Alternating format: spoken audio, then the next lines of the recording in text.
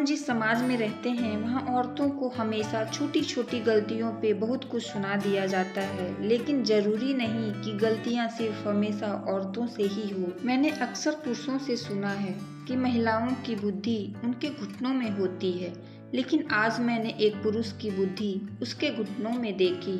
मैं सड़क किनारे खड़ी थी, बस का इंतजार कर रही थी। तभी देखा एक छोले कुलचे वाला आया और वहाँ अपनी दुकान जमाने लगा। दुकान जमाने से पहले उसने वहाँ झाड़ू लगाई, जो मैं बड़े ध्यान से देख रही थी। वो झाड़ू ऐसे लगा रहा था जैसे झाड़ू न लगाकर हाथ के पंखे से कूड़ा इधर उधर कर रहा हो। उसको न हवा का ज्ञान था और न ही सफाई करने का तरीका पता था। बस कूड़ा इकट्ठा कर एक साइड कर रहा था, और वो एक साइड नहीं बल्कि कई साइड कर रहा था। उसको देखकर मेरे भी मन में तुरंत यही बात आई कि इसकी अक्ल इसके घुटनों में है क्या। हवा के ऑपोजिट झाड़ू लगा रहा है, जिससे सारी धूल इसके खुद के ऊपर और इसकी दुकान पर जा रही है। इससे हम ये समझते हैं कि जो लगातार जिस काम को करता है वो उसमें निपुण हो जाता है, और जो काम किसी को कभी कभी करना पड़ता है तो उसमें गलतियां होना नॉर्मल है।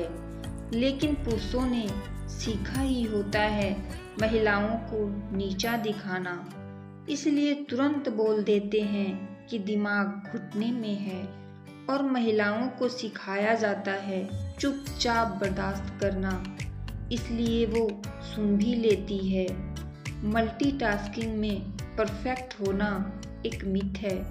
परफेक्शन किसी एक काम को लगातार करने से ही आता है, और जो काम लगातार करते हैं उसमें दिमाग बहुत तेजी से काम करता है और नए आइडियाज़ भी आते रहते हैं। ये मैंने अपने अनुभव से सीखा है कि नए काम में दिमाग ज़्यादा लगाना पड़ता है।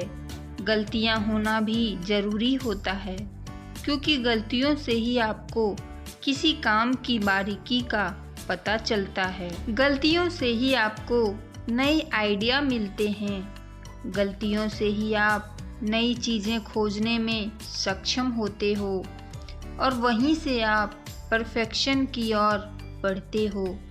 इसमें किसी के दिमाग का किसी के घुटने में होने से कोई लेना देना नहीं होता। परफेक्शन का एक प्रोसेस होता है जिसे कंप्लीट करके ही कोई परफेक्ट बनता है। कहानी अगर पसंद आई हो तो लाइक एंड सब्सक्राइब जरूर कीजिएगा प्लीज़।